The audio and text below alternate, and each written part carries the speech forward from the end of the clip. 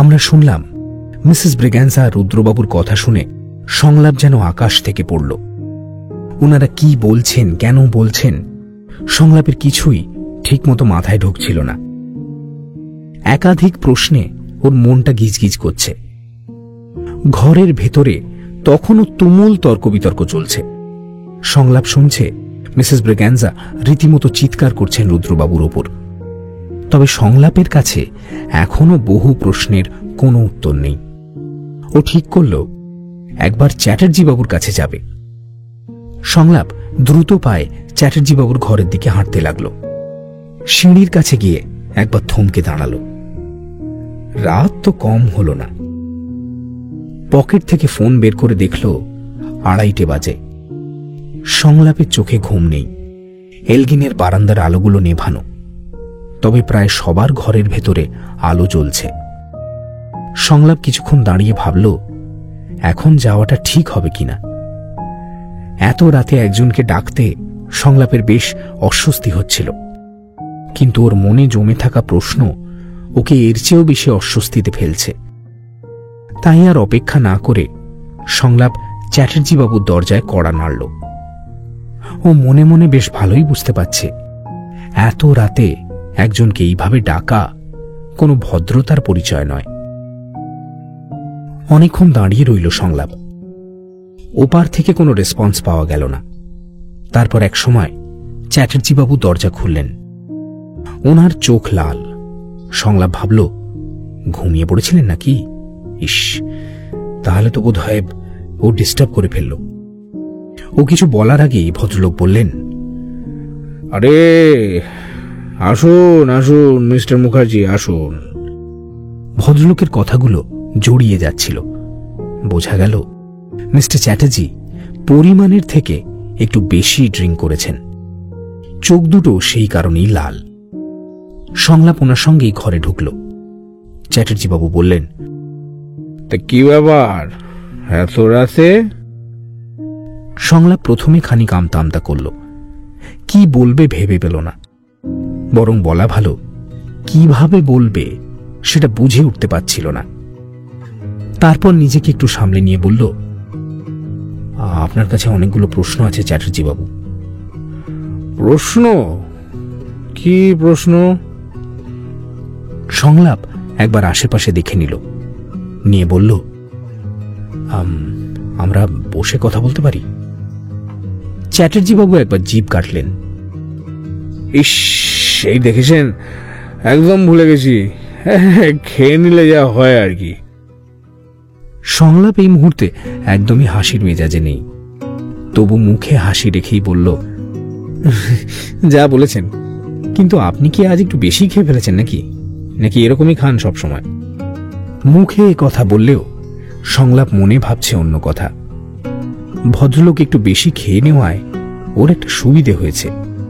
ওর মনে যা যা প্রশ্ন আছে সে সবের উত্তর ভদ্রলোক রাগঢাক না করেই দিয়ে দেবেন। দুজনে সোফায় বসল। সংলাপের সামনে সেই পেন্টিংগুলো ফায়ারপ্লেসের উপর ঝুলছে। চ্যাটার্জি বাবু একবার গলা ঝাড়লেন। না, এবার বলুন তো। হ্যাঁ বলছি, আজ গোটা দিন আমি পাথারিতে ছিলাম। অনেক কিছু দেখলাম, বুঝলেন। মনে অনেকগুলো প্রশ্ন এসছে। সংলাপকে মাঝপথে থামিয়ে দিয়ে চ্যাটার্জি বাবু বললেন, মিস্টার মুখার্জি, প্রশ্ন আসা খুবই স্বাভাবিক। শুনুন, এই এলগিন বিচিত্র জায়গা। এখানে এসে নিশ্চয়ই এমন অনেক কিছু দেখেছেন যা আগে ভাবেননি। তো যাকে, হ্যাঁ বলুন, কি বলছিলেন? সংলাপ একটু গম্ভীর হয়ে নিচু গলায় জিজ্ঞেস করল, আচ্ছা মিসেস ব্রিগ্যান্সা এই এলগিনের কি হন বলুন তো চ্যাটার্জি বাবু? চ্যাটার্জি বাবু এতক্ষণ মাটির দিকে তাকিয়েছিলেন। প্রশ্নটা করার সঙ্গে সঙ্গেই চমকে উঠলেন। সোজা সংলাপের চোখে চোখ রেখে বললেন, কেন? হ্যাঁ, কেন? সংলাপে জানার পরিধি যে এত দূর অব্দি চলে যাবে সেটা চ্যাটার্জি বাবু কোনোভাবেই আশা করেননি। তাই আঁতকে ওঠাটাই স্বাভাবিক। সংলাপ ও চ্যাটার্জি বাবুর চোখের দিকেই তাকিয়ে রয়েছে। না, আমি একটু আগে অনেক কিছু শুনে এলাম। মিসেস ব্রিগ্যাঞ্জা রুদ্রবাবুকে ধমকাচ্ছিলেন তখন। কেন বলুন তো, ওদের কি সম্পর্ক? চ্যাটার্জি বাবু দীর্ঘশ্বাস ফেললেন। কিছুই না, কোনো সম্পর্ক নেই। সংলাপ বলল, আচ্ছা তাহলে উনি রুদ্রবাবুকে ধমক দিচ্ছিলেন কেন? মানে কোন এখতিয়ারে? আপনি সত্যিটা বলুন চ্যাটার্জি বাবু। আরে বললাম তো কোনো সম্পর্ক নেই। আর শুনুন, আমায় এই বিষয়ে কোনো প্রশ্ন করবেন না। সংলাপ বুঝল চ্যাটার্জি বাবুর থেকে এভাবে কথা বের করা যাবে না। ও এবার অন্যভাবে বলার চেষ্টা করল। আচ্ছা ঠিক আছে, এ বিষয়ে আমি আর কিছু জিজ্ঞেস করব না, তবে আমায় আরেকটা প্রশ্নের উত্তর দিতে পারবেন? মহুয়া আসলে এই এলগিনের কে হয়? চ্যাটার্জি বাবুর বুকে কেউ যেন সজোরে একটা ছুরি মারল। ওনার মুখ দেখে বোঝা যাচ্ছে ভদ্রলোক অবাক। হয়তো ভাবছেন একটা দিনে সংলাপ এত কিছু জেনে গেল কিভাবে। তবে ভদ্রলোক মুখ থেকে একটা শব্দ উচ্চারণ করলেন না। কিছুক্ষণ থেমে সংলাপ আবার বলল, আচ্ছা ঠিক আছে ছাড়ুন, আপনি বলুন লিলির সঙ্গে ল্যাটিশিয়ার কিরকম সম্পর্ক? ওরা একে অপরের কে হয়? কথাটা শুনে তৃতীয়বারের জন্য চ্যাটার্জি বাবুর বুকটা ধক করে উঠল। ভদ্রলোক নার্ভাস হয়ে পড়েছেন, ঘামছেন অনবরত। সংলাপ বলল, কি হলো বলুন? চ্যাটার্জি বাবু খুব ধীর স্বরে বললেন, মিস্টার মুখার্জি, মহুয়া রুদ্রর মেয়ে, তবে অবৈধ। এবার সংলাপের আঁতকে ওঠার পালা। আমরা যেভাবে ছকে মিলিয়ে জীবনকে ভাবি সেরকমটা অধিকাংশ সময় মেলে না। জীবনের নিজস্ব একটা সত্য আছে যা হঠাৎ কোনো একদিন আমাদের চোখের সামনে এসে উপস্থিত হয়। তখন পুরনো সব অনুমান ভেঙে চুরমার হয়ে যায়। সংলাপের সঙ্গেও এখন তেমনটাই ঘটল। ও এরকম কিছু আশা করেনি। মহুয়া যে মিসেস ব্রিগ্যাঞ্জার মেয়ে সেটা সংলাপ বুঝেছিল অ্যালবামের ছবিটা দেখে। ল্যাটিশিয়ার মহুয়াকে দেখতে অবিকল একরকম ছিল ছোটবেলায়, এখন যদিও অনেকটাই আলাদা। কিন্তু রুদ্রবাবুর অবৈধ মেয়ে মহুয়া, এই কথাটা শুনে সংলাপ যেন ভাবনার কুল কিনারা হারিয়ে ফেলল। সংলাপকে চুপ থাকতে দেখে চ্যাটার্জি বাবু বললেন, রুদ্র আর মিসেস ব্রিগ্যাঞ্জার অবৈধ মেয়ে মহুয়া, ওর আসল নাম মহুয়া নয়, ওর আসল নাম সিনোভিয়া। ল্যাটিশিয়ার থেকে 3 বছরের ছোট। ল্যাটিশিয়া হলো মিসেস ইভানা ব্রিগ্যাঞ্জা আর মিস্টার রজারের মেয়ে। ল্যাটিশিয়ার জন্মানোর 1 বছরের মধ্যে ওর বাবা মারা যান। মিসেস ব্রিগ্যাঞ্জার সবেমাত্র 2 বছর হয়েছিল বিয়ের। সদ্য বিবাহিত মিসেস ব্রিগ্যাঞ্জা এলগিনে আসেন। এখানেই রুদ্রর সঙ্গে ওর ঘনিষ্ঠতা বাড়ে। তারপর হঠাৎ একদিন জানা যায় মিসেস ব্রিগ্যাঞ্জা সন্তান সম্ভবা। রুদ্র সন্তানের মা ও। চ্যাটার্জি বাবু একটানা বলার পর একটু থামলেন, লম্বা একটা শ্বাস নিলেন। সংলাপ পুরো ঘটনা শোনার পর কি যে বলবে বুঝে উঠতে পারছিল না। শুধু বলল, তাহলে মহুয়াকে এলগিনের কাজের লোকের পরিচয় রাখা হয় শুধু অবৈধ সন্তান বলে? কিন্তু এতে তো ওর কোনো দোষ নেই। চ্যাটার্জি বাবু বললেন, দোষ যে কার কার তা বাঁচতে বসলে তো পুরো গাঁ উজাড় হয়ে যাবে মিস্টার মুখার্জি।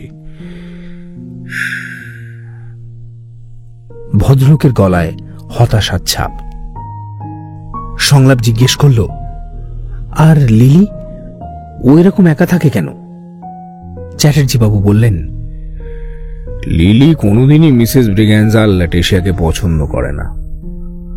এমনকি ওরা যে এলগিনের উপর নিজেদের প্রভাব খাটায় তাতেও লিলির আপত্তি আসে। তার অবশ্য সঙ্গত কারণও আছে। লিলি হলো রুদ্র আর আলোকরেখা গুহ ঠাকুরতার মেয়ে। এই এই গুহ ঠাকুরতা পরিবারের একমাত্র বৈধ উত্তরসূরি নয়নতারা গুহ ঠাকুরতা। লিলির আসল নাম নয়নতারা। সংলাপ চ্যাটার্জি বাবুকে থামিয়ে দিল। হোল্ড অন, কি নাম? নয়নতারা গুহ ঠাকুরতা।